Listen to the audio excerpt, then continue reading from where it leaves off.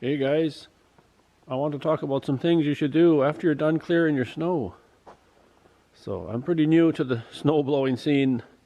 This is only about the fourth snowfall I've cleaned, but it's snowing quite a bit up here and learning fast how to use it. But I've made a couple of mistakes with it so far and I want to share it with you guys. Hey guys, it's Dennis here from Our Dream Homestead.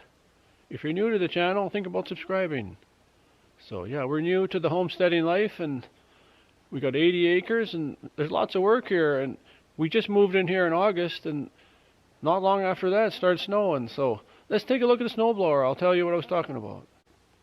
So the first mistake I made was I didn't check the air pressure on these tires. I got it brand new and I was looking at the manual trying to figure out how to do things, and then I just had to get hands-on experience and start using it because I never used one before.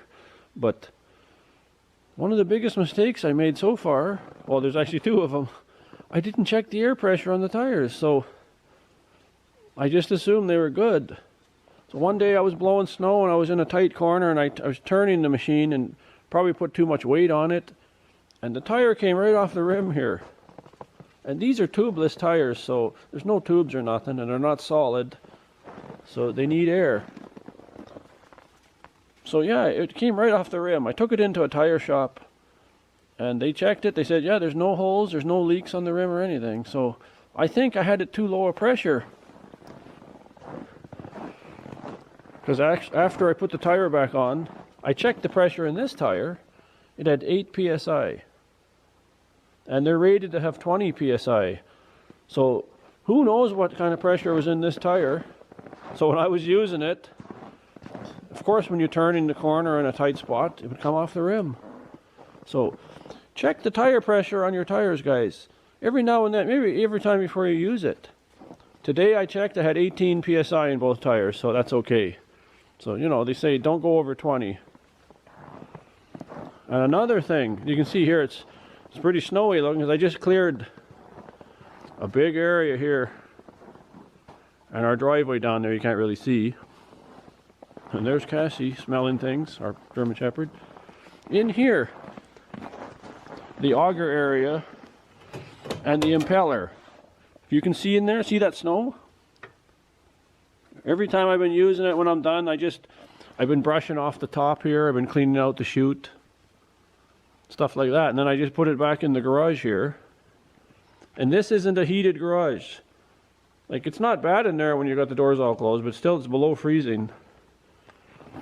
So what has happened, if you don't clean this out, it can get a little sticky or wet, and then it sits there and freezes solid. And in here is the impeller. Do you already see that it's jamming? This has to turn freely. So I'm going to clean that out, and then I'll park it in the garage, and then it'll be good for next time. But if you don't do that, like, you could bust the belt or do even worse, more damage. Because nothing wants to turn, if that impeller's not turning. So I just wanted to share that tip with you guys. Like, check the air pressure in your tires, and check that impeller and auger area. Clean that out after every use. Get it nice and clean in there, because if that freezes up, and that impeller won't turn. So yeah, we got about another 4 inches. Had to clean that up. We were gone for a few days. We came back. It seems to be snowing every week up here. I don't know how much we've had. Let's see. We had 10 inches, 4, another 4, 18, and then a little dusting in between. We've probably had about 20 inches now. And back in the city, where our city home is, there isn't much there, so it's easy to clean that. But yeah, just learning a lot of things up here. You just don't move in and start enjoying. You got to do a lot of stuff, and we knew that anyways. So, hope you enjoyed the video and it helped you out a bit, because I've been watching snowblower videos of tips and tricks and stuff, and I'm learning as I go. So, thanks for watching. See you in the next one, guys.